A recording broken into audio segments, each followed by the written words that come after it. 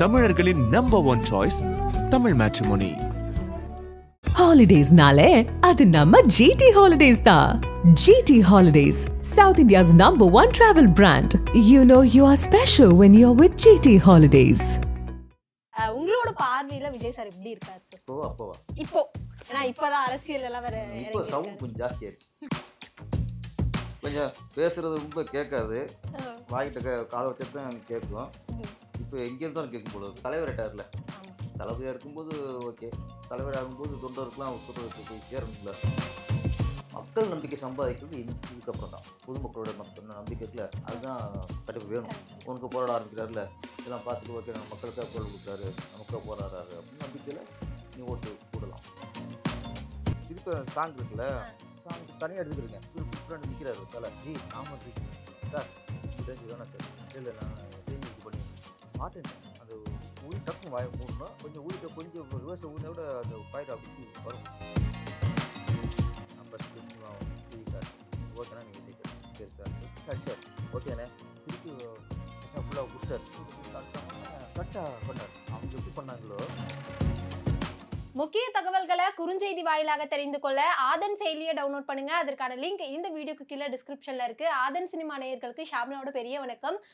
நம்ம ஆதன் சினிமால தொடர்ந்து நிறைய ஸ்பெஷலான கெஸ்டர்ஸை வந்து இன்டர்வியூ எடுத்துட்டு இருக்கோம். அந்த வகையில சென்ட்ரல் அப்படிங்கிற படம் கூடிய சீக்கிரம் தியேட்டர்ஸ்ல ரிலீஸ் ஆக போகுது. இந்த படத்தோட டீம் தான் இன்னைக்கு நம்ம கூட இணைஞ்சிருக்காங்க. அவங்க கிட்ட நிறைய விஷயங்கள் பேச போறோம்.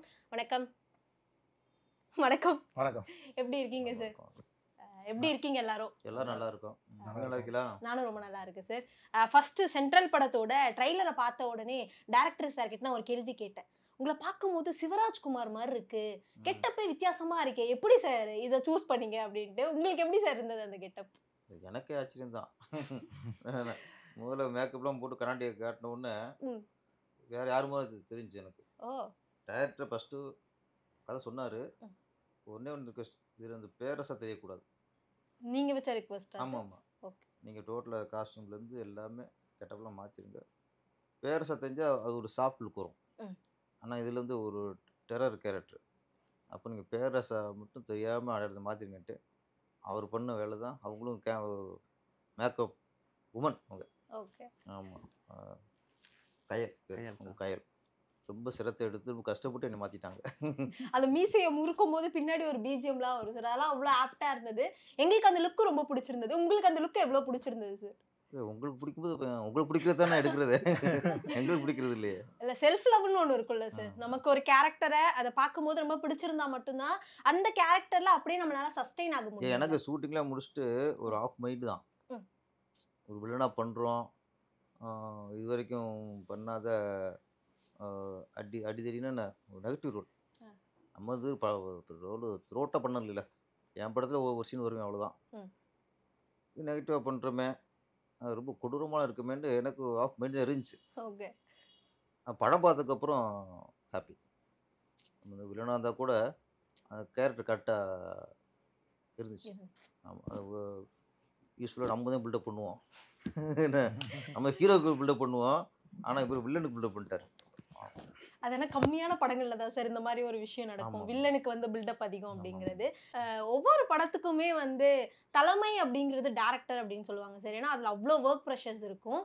அதில் நம்மளோட ஓன் ஸ்டோரியை வந்து ஒரு படமாக எடுக்கிறோம் அப்படிங்கிற பட்சத்தில் இன்னும் பொறுப்புகள் அதிகம். எப்படி இருந்தது சார் இந்த ஜேர்னி? ஃபஸ்ட்டு ப்ரொடியூசர் ஒத்துக்கல. ஓகே. படத்தில் வந்து ஹீரோவுக்கு வந்து பாரதின்னு பேர் வைக்கிறதுக்கு ஒத்துக்கல. ஒரு விஷயத்த சொல்லி சமாளிச்சிட்டேன். ஃபஸ்ட்டு கரிகாலன்னு சொல்லிலாம் பிளான் பண்ணியிருந்தோம். நான் பாரதின்னு வச்சேன்னா உன் பேரை வைக்கிற அப்படின்னு சொல்லி கேட்டாங்க. சார் சாதிகள் இல்லையடி பாப்பான்னு பாரதி தான் சார் சொல்லியிருக்காரு. அந்த ஒரே ஒரு விஷயத்த சொல்லி தான் பேரை வச்சுக்கிட்டோம். ஓகே. ஆமாம், பயோகிராஃபி பண்ணுறது கஷ்டம் தான். அது ஃபஸ்ட்டு படத்துலேயே பண்ணுறது ரொம்ப கஷ்டம். அவங்க ப்ரொடியூசர்ஸ் தான் எல்லாத்துக்குமே காரணம். ஒத்துக்கிட்டு பண்ணாங்க. பேரை வைக்கிறது அனுமதிக்கல. அவங்க கரிகாலன்னு சொல்லிட்டு அந்த பேர் தான் சூஸ் பண்ணாங்க. நான் அதுக்கு ஒத்துக்கல. கரிகாலன் வேணாம், காலா கரிகாலா அதெல்லாம் வந்துருச்சு, பாரதி நோப்போன்னு சொல்லி நம்ம பெரிய வச்சோம். அவங்களுக்கு ஒரு வாய்ப்பு கிடைக்கிறது கரெக்டாக யூஸ் பண்ணி. சார் படத்தில் சார் யூஸ் பண்ணி பாரல கரெக்டாக ஒரு சீனாவை வந்து நம்ம படத்தில் இது வந்துடும். கேசரிக்குமார் சார் நம்ம சார்லாம் யூஸ் பண்ணிப்பாங்களா, வாய்ப்பு ஒரு தடவை தான் கிடைக்கும், நம்ம யூஸ் பண்ணிக்கணும்னு சொல்லிட்டு யூஸ் பண்ணது தான். இந்த படத்தில் நம்ம பேரரசு சாரை கொண்டுட்டு வரணும் அப்படிங்கிற தாட் எந்த இடத்துல இருந்து வந்தது? ஒரு டீ கடை, சினிமா நகர் டீ கடையில். அப்படியா? நானும் ஒரு நண்பரும் டீ குடிச்சிட்டு இருந்தோம். ஓகே. சாரோட பழக்கமான ஒரு பத்திரிக்கையாளர் ஒருத்தர் வந்திருந்தார். அவர்கிட்ட பேசிகிட்டு இருக்கும்போது சொல்லிட்டு இருந்தோம், ஒரு பெரிய கேரக்டர் இருக்குது, அவர் கேட்டார் யாரெல்லாம் பண்ணாங்களான்னு சொல்லிட்டு ஃபேமான டேரக்டராக இருக்கணும்னு சொல்லிட்டு யாரெல்லாம் சொன்னார். ஃபஸ்ட்டு வந்து தப்பு இல்லை, ராம், மிஸ்கின் இவங்கெல்லாம் பேசிகிட்டு இருக்கும்போது நாங்களே யோசிக்காத ஒரு விஷயத்த சொன்னார். பேரர் சார்னு சொன்னார். ஆஹா, இது நம்ம யோசிக்கவே இல்லை அப்படின்னு சொல்லிட்டு உண்மையான திங்கிங் அங்கே தான் வந்துச்சு. பேரர் சாரை சாஃப்டாகவே எல்லா படத்துலையும் பார்த்துருப்பாங்க. சரி இந்த கேரக்டர் ட்ரை பண்ணலாமே அப்படின்னு சொல்லி தோணுச்சு. நிறைய பேர் டப்பிங் போடலாம் சாருக்கு அப்படின்னு சொல்லுவாங்க. இல்லை ரியல் வாய்ஸ் சாரோட வாய்ஸாக இருக்குன்னு சொல்லிட்டு தான் நாங்கள் இது வேறு நடந்துருக்கு. இப்போதான் என் குறை எனக்கே தெரியுது. சாஃப்டாக இருக்குது அப்படின்னு சொல்லி சொன்னாங்க. இல்லை சாரோட ரியல் வாய்ஸ் தான் இருக்கும் நம்மளுக்குன்னு சொல்லி நான் தான் சொன்னேன். டப்பிங் போடலான்னு சொன்னாங்க உள்ள சிலர். சாரோட ரியல் வாய்ஸ் தான் இருக்கும்னு சொல்லி நான் தான் சொல்லி பிளான் பண்ணி சாரை டப்பிங் வர வச்சு பிளான் பண்ணோம். அப்போ சார் இந்த கேரக்டர் பண்ணுவாருங்கிறது நாங்கள் எதிர்பார்க்கவே இல்லை. சின்மய நகர் டீக்கல்ல தான் இந்த சம்பவமே நடந்துச்சு. எங்கள் ஏதோ பிளான் பண்ணோம், அதை விட பெட்டரான ஒரு ஆப்ஷன் சார் கிடைச்சாரு.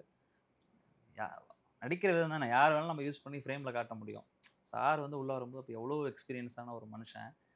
உண்மையை சொல்லணும்னா சாருக்கு வந்து பெரிய டேரக்டர், பெரிய லெஜண்ட்ஸை வச்சு படம் பண்ண ஒரு டேரக்டர். சாருக்கு சத்தியமாக சொல்கிறேன், கேரவனே நாங்களாம் கொடுக்கல. அப்போ வந்து விஜயகாந்த் சார் தான் கேரவன் இல்லாமல் சிம்பிளாக வந்து உட்காந்துட்டு போவார். சார்லாம் இறங்கி எங்கள் உள்ளே வந்துட்டார். சாதாரண ஒரு ஏசி ரூம் தான் கொடுக்கணும், கேரவன்லாம் சாருக்கு கொடுக்கவே இல்லை. இதுதான் உண்மை. கேரவனே இல்லாமல் எங்களுக்கு வந்து சப்போர்ட் பண்ணி நடித்து கொடுத்துட்டு புது டீம் வராங்க சப்போர்ட் பண்ணணும் அப்படின்னு சொல்லி எங்களுக்காக ஒர்க் பண்ணி வந்த எல்லா டேஸும் ஃபுல்லாக இறங்கி எங்கள் கூட ஜாலியாக இறங்கி ஃபுல்லாக டேரக்ஷன் ஃபுல்லாக வரும் சாரை சேர்ந்து எல்லாம் சேர்ந்து தான் ஃபுல்லாக ஒர்க் பண்ணி சும்மா ஜாலியாக ஒர்க் பண்ணோம். கேரக்டர் சாரோட கேரக்டர் நல்லா ஸ்ட்ராங்காக வந்திருக்கு, புதுசாக இருக்கும். பேரர் சார் இப்படி பார்க்க முடியுமா அப்படின்னு சொல்லிட்டு அவர் படத்தில் சின்ன சின்ன கெஸ்ட் ரோலில் சார் வந்துட்டு போவாங்க. இதில் த்ரோட்டாக ஒரு பெரிய கேரக்டர் இப்போ ஸ்ட்ராங்காக பண்ணும்போது நாங்கள் ஃப்ரேமில் பார்த்து வியந்துட்டோம். சூப்பராக வந்திருக்கு சாரோட கேரக்டர். எல்லாருக்குமே வந்து ஒரு கேட்டுங்க, நான் தான் பேசியிருக்கேன், அது ஒரு திருப்தி தான் தெரியல. இப்போ நீங்க என்ன பேசினாலும் எல்லாருக்கும் திருப்தி தான். இல்லை டேரக்டருக்கு டவுட் வந்துச்சுல. உண்மை என்னன்னா டீம்ல சொன்னது உண்மைதான். ஆனா பேரா சார் வாய்ஸுக்கு வேணும்னு கேட்டு ஸ்ட்ராங்கா வச்சது நான் தான். எனக்கு பிடிச்சிருக்கு. அவங்க எப்படி பாக்குறாங்க தெரியல, எனக்கு வாய்ஸ் வேணும்னு சொல்லி தான் வச்சேன். எல்லாரோட வாய்ஸ் ரியலா இருக்கணும்னு சொல்லிட்டு அதுல நம்ம டப்பிங் போட்டு ஈஸியா பண்ணிட்டு போயிடலாம். ஒரு சாரோட வாய்ஸை வச்சு அதை பெட்டரா கொடுக்கணும் அப்படின்னு சொல்லிட்டு தான் ட்ரை பண்ணோம். அது கரெக்டா வந்துருச்சு. டப்பிங் பண்ணா அந்த ஃபீல் வராதுல சார், இவர் பேசின ஃபீல் அப்படிங்கிறது. ரியல் வாய்ஸ் எல்லாருக்கும் இருக்கணும் முடிவு பண்ணிட்டோம். சாரோட வாய்ஸ் எனக்கு 100% பெட்டரா இருக்கு. உங்களோட பார்ட் பத்தி படத்துல சொல்லுங்க.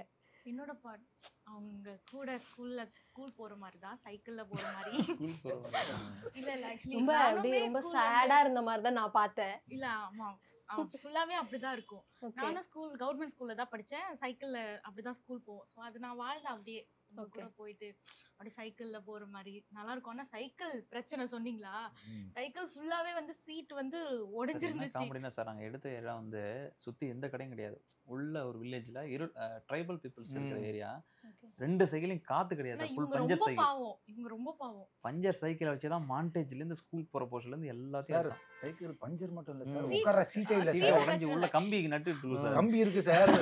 நான் பாதி சீட் உட்காரவே இல்லை சார். நானே உட்காந்தமே ஒரு பேலன்ஸை போட்டுட்டு இல்ல பத்தாதுக்கு இந்த அம்மா வேற பின்னாடி உட்காந்து புரியல. இல்ல நடிச்சு நடிப்புலயே உட்கார மாதிரி நடிச்சிருக்க பாருங்க. இதுதான் சிறப்பா. நான் நடிச்சதுலயே கஷ்டமா நடிச்சது அந்த சீரியஸா என்னோட கால் போயிட்டு நல்லா பல்க மாட்டிக்கிச்சு சீட்ல. நான் நிஜமாவே அழுதேன். அது அப்படியே வந்து படத்துல வந்து நான் அழுத மாதிரி இருக்கும். கண்ணெல்லாம் நிஜமாவே கலங்கிடுச்சு. கிளிசரின் செலவு மிச்சம். நான் அதுதான் நினைச்சேன். அது சோகமாயிட்டேன். அதுலயே அந்த செகண்ட் சாங் ஆரம்பிக்கும் போது கொஞ்சம் மூச்சு வாங்கிட்டு ஏந்திரிச்சு உட்கார வராது. அந்த வலியோட ஏந்திரிச்சு உட்கார்ந்ததுதான் அது. நான் என்னடா உள்ள டெப்த்ல இருந்து நடிக்கிறாரு மனுஷன் நினைச்சேன். அது பார்த்தா வழியில வந்த விஷயங்கள் அப்படின்னு தெரியுது. யூசுவலா நல்லா நடிப்பாங்க. நீங்க நல்லா தான் நடிப்பீங்க. நான் இல்லல சொல்லலங்க, சொல்றேன் நான் எக்ஸாம்பிளுக்கு. அது சினிமாவில் வந்து நமக்குன்னு ஒரு சீட்டு கிடைக்கணுங்கிறதுக்காக சீட் எல்லாமே சைக்கிள் ஓட்டிருக்காரு. எப்பயுமே உங்களுக்கும் விஜய் சாருக்கும் ஒரு பாண்டிங் இருக்கு அப்படின்ட்டு நாங்க எல்லாருமே கேள்விப்பட்டுக்கிட்டு தான் இருக்கோம். உங்களோட பார்வையில விஜய் சார் எப்படி இருக்காரு சார்? இப்போவா அப்போவா? இப்போ ஏன்னா இப்பதான் அரசியல் எல்லாம் வர இப்போ சவுண்ட் கொஞ்சம் ஜாஸ்தியாயிருச்சு.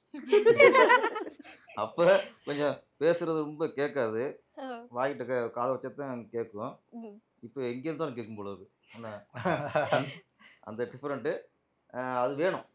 இன்னைக்கு தலைவர் ஆயிட்டார்ல, தளபதியா இருக்கும்போது ஓகே, தலைவர் ஆகும்போது தொண்டருக்குலாம் சொல்றதுக்கு போய் சேரணும்ல. ஆமா, அந்த மேடை பேச்சு இன்னைக்கு பழைய விஜயா தெரில. ஆமாம், இன்னைக்கு இதாக இருக்குது.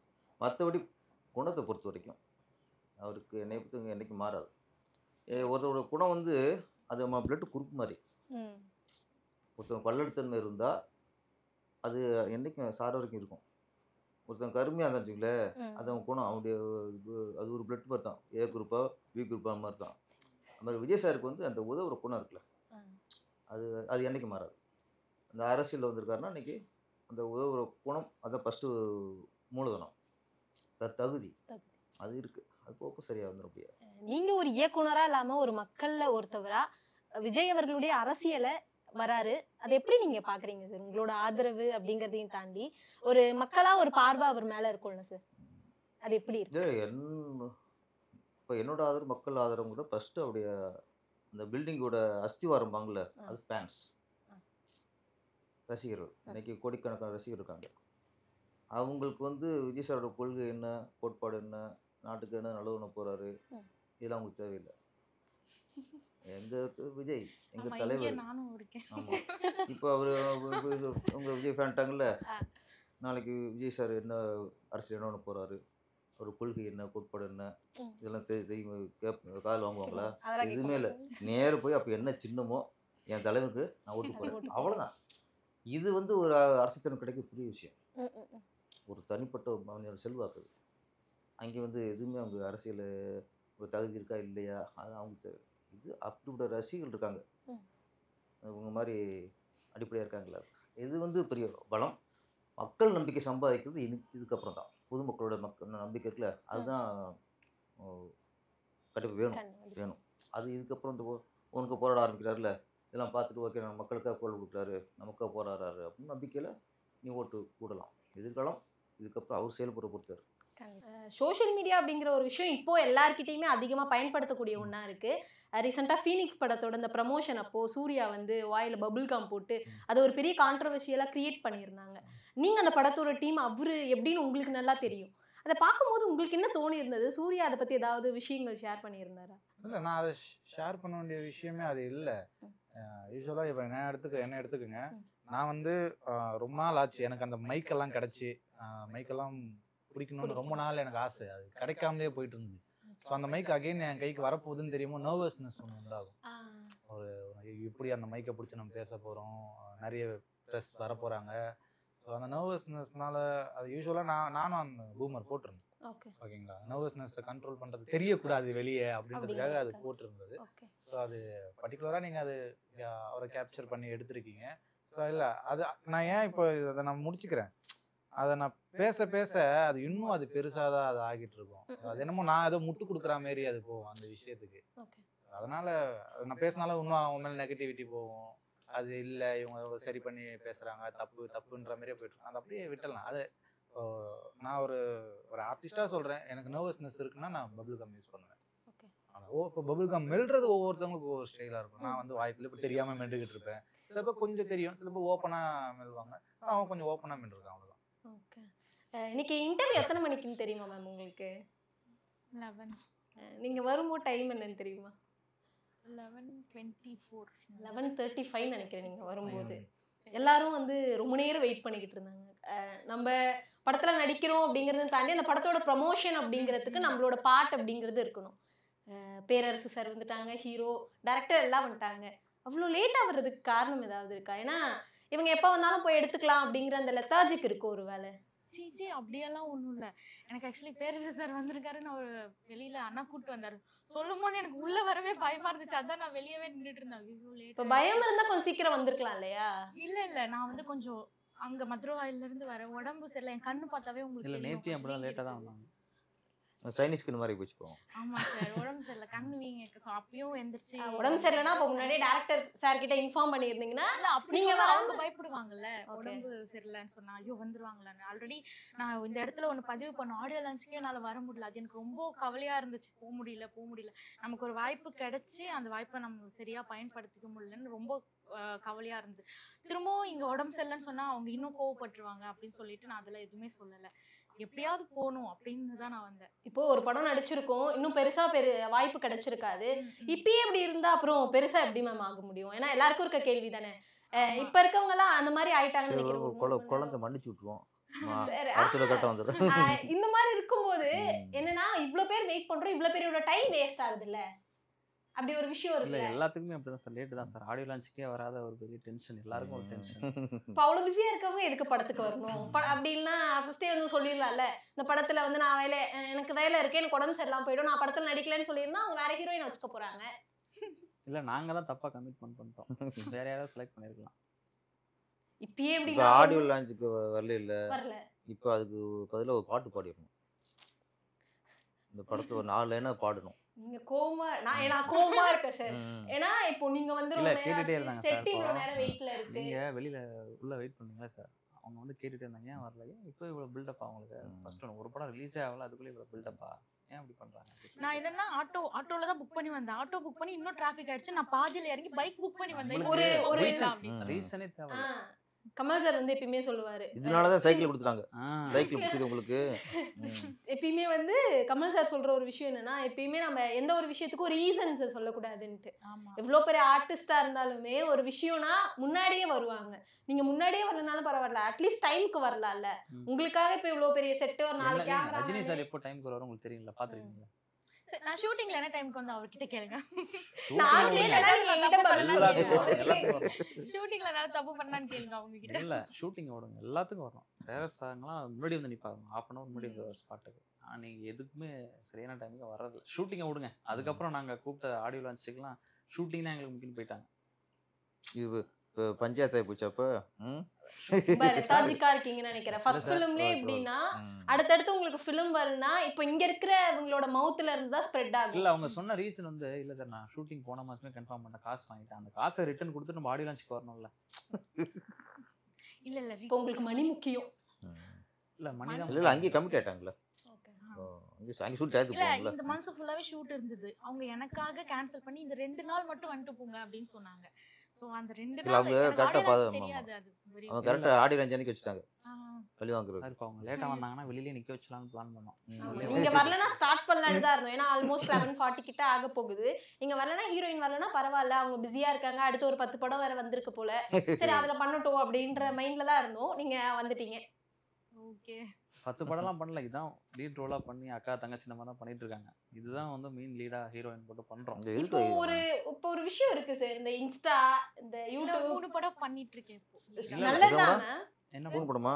சூப்பர் வாழ்த்துக்கலாம். இந்த இன்ஸ்டா யூடியூப்ல எல்லாம் கொஞ்சம் வந்து நிறைய பேர் இருக்காங்க, சும்மா ஏதாவது பண்ணிக்கிட்டு இருந்தா அவங்க எல்லாம் வைரல் ஆயிடுறாங்க, நம்ம மக்களும் வைரல் ஆக்கிடுறாங்க. அந்த மாதிரி இன்ஸ்டால வந்து கொஞ்சம் ஃபேம் இருக்குன்னு நினைக்கிறேன். ஒரு 1000 ஆமா 160K ஏதோ இருக்கு. அதனால வந்து எல்லாருக்கும் இந்த மாதிரி கொஞ்சம் கெத்து தான் போல இருக்கு. பில்டப் இல்ல அப்படி எல்லாம் இல்ல. இன்ஸ்டா வச்சு நான் படத்துக்குள்ளே வரல, நீங்க அவங்க கிட்டே கேளுங்க. இன்ஸ்டா வச்சுலாம் இல்ல, எங்களுக்கு வேற வழி இல்லாம போனோம் அவ்வளவுதான். நானே வந்து குரூப்ல ரேண்டமா ஃபீமேல் லீட் வாண்டட் அப்படின்னு வந்துச்சு. நான் வந்து அதெல்லாம் பார்க்க மாட்டேன், நம்ம போய் கேட்கணும் அப்படி இல்ல. நானே மெசேஜ் போட்டோஸ் எல்லாம் போட்டேன். திடீர்னு ஒரு வாரம் கழிச்சு அவர் வந்து மெசேஜ் இல்ல அப்போ இருந்த ஆர்வம் ஏன் ஆடியோ லான்ச்க்கு வரும்போது இல்ல, இன்டர்வியூக்கு வரும்போது இல்ல? அதுதான் என்னோட கேள்வி. புரியுதா? அது எப்படி சொல்றது, தப்பு. ஒரு லவ்வர் வந்து வேணுங்கும் போதுதான் வந்து நம்ம அதுக்கெல்லாம் மெனக்கிடுவோம், ஒரு விஷயம் கிடைக்கிற வரைக்கும் தான். இதெல்லாம் ஹீரோயினா பண்ணிட்டோம்ல, அப்புறம் எதுக்கு என்ன இனி எல்லாத்துக்கும் இதை வச்சு ஒரு வாய்ப்பு கிடைச்சிருன்ற அந்த லெத்தாஜிக்கோ எல்லாம் இல்லங்க. எனக்கு ரொம்ப பயங்க. நானும் சீரியஸா உங்கள மாதிரி ஒரு ஆங்கர் தான். இந்த சேனலுக்கே நிறைய வாட்டி ட்ரை பண்ணிருக்கேன் ஆங்கரா. சோ எனக்கு கிடைக்கல. ஆனா அந்த இதுல சொல்றாங்கல்ல, இப்ப சொல்றாங்கல்ல ட்ரை பண்ணிருக்கேன்னு சொல்றாங்கல்ல, அந்த இதே கிடையாது அவங்களுக்கு. நான் ஒரு 10 படம் பண்ண ஹீரோயின் லெவல் தான். எனக்கு அந்த பயம் இருக்கு. இப்போ நம்ம படம் பண்ணிட்டோம், இங்க ஒரு கெஸ்டா வந்து உட்கார்ந்துட்டோம், நாளை பின்ன நமக்கு எந்த சான்ஸும் கிடைக்கல, நம்ம இங்க வந்துருவோமோன்ற ஒரு பயம் கண்டிப்பா மனசுல இருக்கு. இப்போ இந்த என்னோட வேலை அசிங்கம்ன்றீங்களா? அப்படி இல்ல, இங்க வந்துருவீங்களா? எனக்கு புரியல. சேனல் வந்துட்டா திரும்ப நம்ம நான் சொல்றேன், பஞ்சாயத்து முடிச்சு வைக்கிறேன், நீங்க நடிக்க வந்துருங்க. ஓகே நீங்க ஆங்கரா வந்துருங்க, முடிஞ்சு அவ்வளவுதான். இல்ல அவங்க சொல்றாங்கல்ல, எங்க இதெல்லாம் போய் மறுபடியும் அந்த சீட்டுக்கு வந்துருவோம்னா இந்த சீட்டுக்குன்னு ஒரு வேல்யூ இருக்கு. இது இல்லாம அங்க வந்துடல இல்லையா? அப்படி சொல்லல. இந்த சேனலுக்கு விருப்பம், அதாவது இப்போ நம்ம ஒரு படம் பண்ணிட்டோம், நீங்க இருந்தா தெரியும் உங்களுக்கு. இப்போ நம்ம பண்ணி நான் இருந்தா லேட்டா வர மாட்டேன், நான் டைம்க்கு போவேன். இல்ல என்னால எவ்வளவு பிஃபோரா போக முடியுமா அப்ப போவேன். இந்த மாதிரி லெத்தாஜிக்கா வர மாட்டேன். அது சொல்லுவீங்க. இருங்க கொஞ்சம் ஒண்ணும் இல்ல, ஃபர்ஸ்ட் படம் ஒரு பயம், அப்புறம் கொஞ்சம் கரெக்ஷன் பண்ணிக்கலாம். சொல்லிட்டீங்க, கரெக்ஷன் பண்ணிக்கலாம். விட்டுருங்க. அவங்க ரொம்ப ஆல்ரெடி அவங்க நிறைய டென்ஷனே ஆவல, எவ்வளவோ ட்ரை பண்ணோம், பண்ண பிராங்க் பண்ணிருக்காங்க. நோ ப்ராப்ளம் இல்ல சீரியஸா சொல்லுங்க. ஒண்ணும் இல்ல, இது வந்து பிராங்க். இது பிராங்க். ஓகே நான் தப்பு தான் சாரி. இல்ல சீரியஸ்னஸ் கிடையாது. ஆல்ரெடி பிராங்க் அவங்க பிளான் பண்ணிருக்காங்க. ஆக்சுவலா என்ன பண்ண சொன்னாங்க, நான் பண்ண மாட்டேன்னு சொல்லிட்டேன். அதனால அவங்க ரெண்டு பேரும் எனக்கு உடம்பு சரியில்லைன்னு சொன்னது நீங்க பண்ண மாட்டேன்னு சொல்லிட்டீங்க. இல்ல நான் வந்து ஃபர்ஸ்ட் சொல்லும் போது நான் பண்ண மாட்டேன். இல்ல நான் விக்கி பிரதர் பண்ண சொன்னேன். ஆமா என்ன பண்ண சொன்னாங்க. ஓகே சரி சாரி ஓகே ஓகே இல்ல பரவாயில்ல இருக்கட்டும். இப்போ- நானும் அந்த இப்போ- இடத்துல இப்போ- இருந்திருக்கேன். இப்போ எனக்கு புரியுதா தெரியும் உங்களுக்கு? அந்த இது என்னன்னு. கிளிஸ் எல்லாமே அழிச்சிருக்கான்னு தெரியுதா உங்களுக்கு பக்கத்துல? இல்ல ஓகே ஓகே தான் இல்ல என் மேல தப்பு இது இருக்கு. பிராங்க் அவ்வளவுதான். ஓகேங்களா? சீரியஸா எடுத்துக்காதீங்க. இது யாருமே டீம் நாங்க சீரியஸா எடுத்துக்கல.